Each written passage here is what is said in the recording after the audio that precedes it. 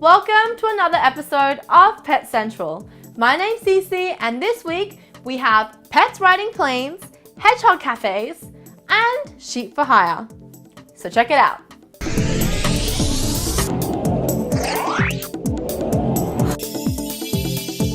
It's always good to hear about companies who are willing to bend the rules to do some good in the world. And this next story is about two airlines who did just that. After a string of massive wildfires hit Fort McMurray, Canada, and threatened the lives of its residents, over 80,000 people were forced to evacuate, many of whom went to the local airport and took to the air in an effort to put as much distance as possible between them and the oncoming threat. In order to make the evacuation process easier, Canadian airliners WestJet and North Canadian Airlines agreed to bend their own rules and do something that no other airline has ever done before, and that is to let people fly with their pets in the cabin. Normally, pets such as cats and dogs who are traveling by plane are kept in the cargo hold. However, since the evacuation occurred so suddenly, the owners did not have time to gather the crates usually used when flying an animal. So both airlines agreed that it would be more humane to allow the animals to fly with their owners. The airline even went so far as fostering a cat named Meow Meow after her pregnant owner went into labor. So, if you've ever wondered what it would be like for a pet and an owner to travel together, well, there you go. And even though it was an exception to the rule, we here at Pet Central are very glad to see a company do so much good in a time of need.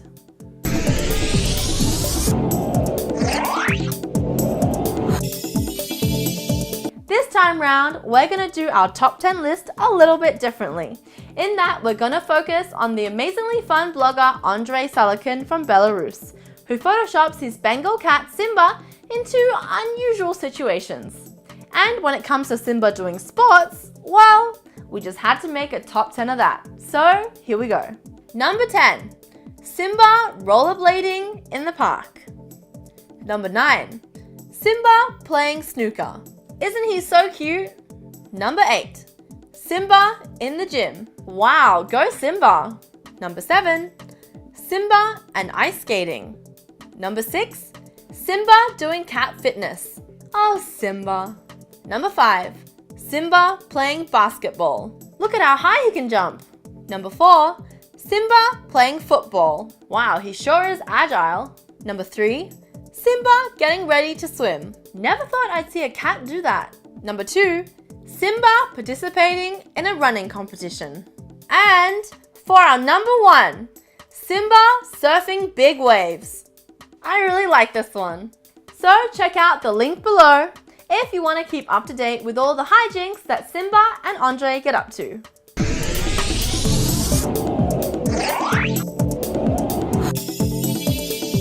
You know, it's not every day that we get to cover some sheep news, so we're very happy to be able to do so now. The story in question comes from Japan, where a few episodes ago we already discussed a somewhat unusual story where people could rent a goat. And it seems that if you're an animal and you want to get a job, then Japan is really the land of opportunity. However, if you're going to take a job, you're going to need to sign a contract. And that is exactly what makes this story so fun, because posted right outside their place of work is the contract that the sheeps have been offered.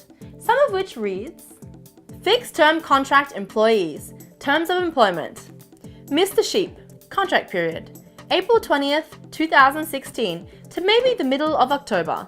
Place of work, all the grassy fields around the aquarium. Contents of work to be attended to. Eat the grass that has grown long so we don't have to use a lawnmower. Work start time, roughly 9 a.m. Work end time, until about 5 p.m.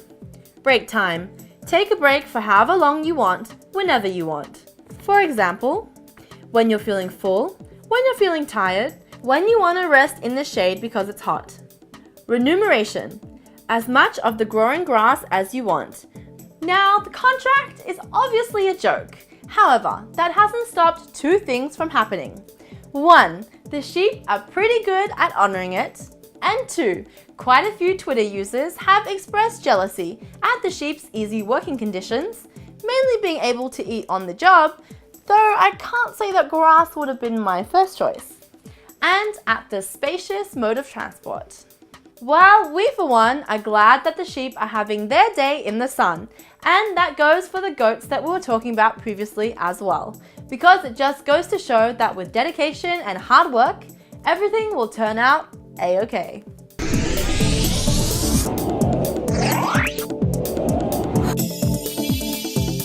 Just when you thought you'd seen it all with the cat cafes in Tokyo, Hong Kong, and other big cities, a cafe in Roppongi, Tokyo, has just upped the cuteness factor by opening the world's very first Hedgehog Cafe. The Hedgehog Cafe, which is actually located under a bunny cafe, allows patrons to pay 1,000 yen for every 30 minutes you spend inside. So what can you expect to find and do in this new cafe called Hari, which, by the way, is a play on the Japanese word harinazumi, which literally translated means needle mouse. Once you're inside, you actually find a nicely decorated space with natural wood tones and a large number of glass enclosures, which house different types of hedgehogs. After this, visitors are asked to disinfect their hands and then are allowed to walk around and choose a hedgehog to gently interact with, all while under supervision.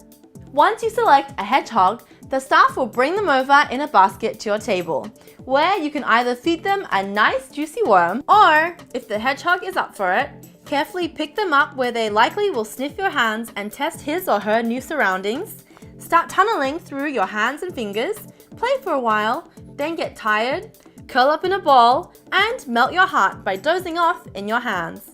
I, for one, so want to do this.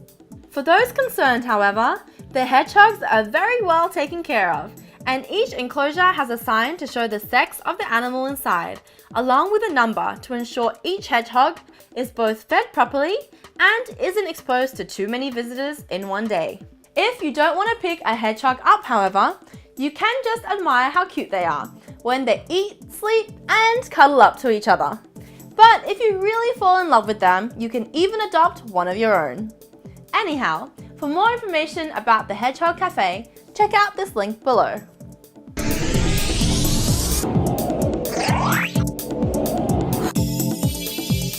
And now for another session of Ask the Vet, where you ask one of our vets a question about your pet. This week's question comes from Emma Bywater, who asks, "Why is my cat so determined to push objects off my table?" Well, the simple answer is because it's fun. But the interesting answer is, why is it fun for cats to do that and not so much fun for animals to do it? And you get a clue about this if you watch cats, what they do in the wild and what they do if they're hunting. Hunting's the thing that really gets cats motivated and what they really enjoy doing.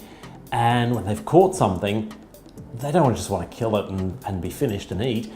They want to play with it a little bit more, so they half kill it. And then when you watch them play with their prey, what they do is they bat it along and see if it'll move, and if it does, they go pounce on it again, and they get all the fun over again. And I think they do the same thing with ornaments. They look at it and they, this could be fun, and they bat it a little bit, and if it falls off the table, then they get to chase it, and they, that was fun. And that's it for another session of Ask the Vet. If you have a question that you want to ask one of our vets, then make sure you hop onto our Facebook page and hashtag #AskTheVet. And that's it for another episode of Pet Central. If you want to stay up to date with all our video releases, make sure you hit subscribe below. Till next time, bye!